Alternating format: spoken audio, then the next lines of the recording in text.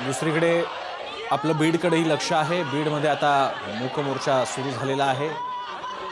बीडमधल्या मस्साजोग इथले सरपंच संतोष देशमुख यांच्या क्रूर हत्येनंतर हा मोर्चा आयोजित करण्यात आला होता। तो आता सुरू झालेला आहे। बीड शहरातून हा मोर्चा चाललेला आहे, ज्याला हजारोंच्या संख्येने लोक उपस्थित दिसत आहेत। हातामध्ये फलक घेऊन आपली नाराजी व्यक्त करतोय हा सगळा समूह। सरकार हा असंतोष पहा, उत्तर द्या, कारवाई करा अशी मागणी करणारा हा समुदाय। या प्रकरणातील मुख्य आरोपी असलेला वाल्मिक कराड फरार आहे। या व्यतिरिक्त अन्यही आरोपींचा शोध सुरू आहे। दरम्यान सामाजिक कार्यकर्ता अंजली दमानिया यांनी गंभीर आरोप केलाय की संतोष देशमुख यांची हत्या करणारे 3 आरोपी त्यांचीही हत्या करण्यात आलेली आहे।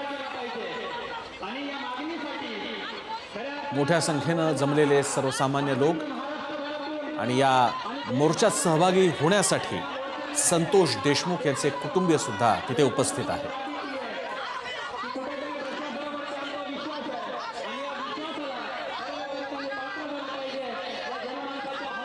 शागिर्द आका आणि आकांचा आका अटक झालेच पाहिजेत अशा सांकेतिक भाषेमध्ये लोकांनी वाल्मिक कराड आणि धनंजय मुंडे यांच्याबद्दल टिप्पणी केली। यापूर्वीच विरोधकांकडून धनंजय मुंडे यांच्या राजीनाम्याची मागणी करण्यात आलेली आहे। मुख्यमंत्री देवेंद्र फडणवीस यांनी यापूर्वीच नागपूर अधिवेशनामध्ये या प्रकरणामध्ये कठोर कारवाई होईल, कोणालाही सोडलं जाणार नाही, बीडमध्ये दहशत चालू देणार नाही अशा शब्दात आश्वस्त केलेलं आहे। मात्र आता 2 आठवड्यांपेक्षा अधिक काळ उलटूनही मुख्य आरोपी आणि अन्य आरोपी यांना अटक झालेली नाही।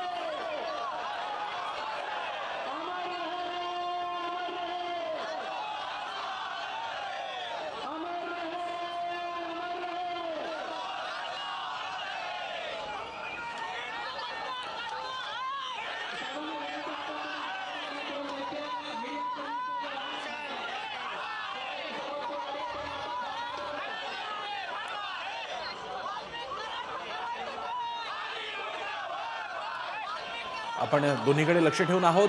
बीडमध्ये हा मूक मोर्चा निघालेला आहे, तर दिल्लीमध्ये डॉक्टर मनमोहन सिंग यांना राष्ट्राकडून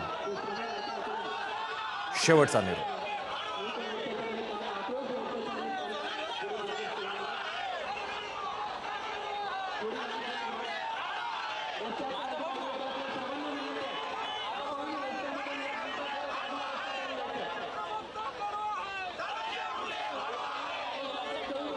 लोकांचा हा उद्रेक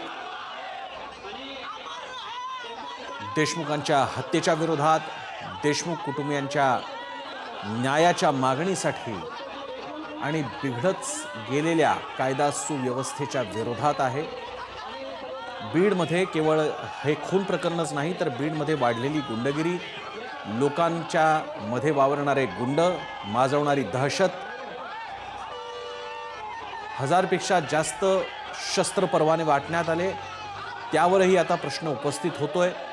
बीडचे पोलीस अधीक्षक सुद्धा या सगळ्या आक्रोशानंतर बदलण्यात आले। भाजपचे आमदार असलेले सुरेश धस यांनी या प्रकरणामध्ये धनंजय मुंडे आणि त्यांचा सहकारी वाल्मिक कराड याकडे अंगुली निर्देश केलेला आहे। यानंतर आता राज्य शासन काय कारवाई करतंय याकडे सगळ्यांचं लक्ष आहे। मात्र यामध्ये जाणारा काळ हा मात्र लोकांची कसोटी पाहणार आहे आणि त्याचाच उद्रेक, त्या भावनांचा उद्रेक बीडमध्ये आपल्याला बघायला मिळतो। बीडमधला हा भव्य मूक मोर्चा आणि दिल्लीमध्येही आपलं लक्ष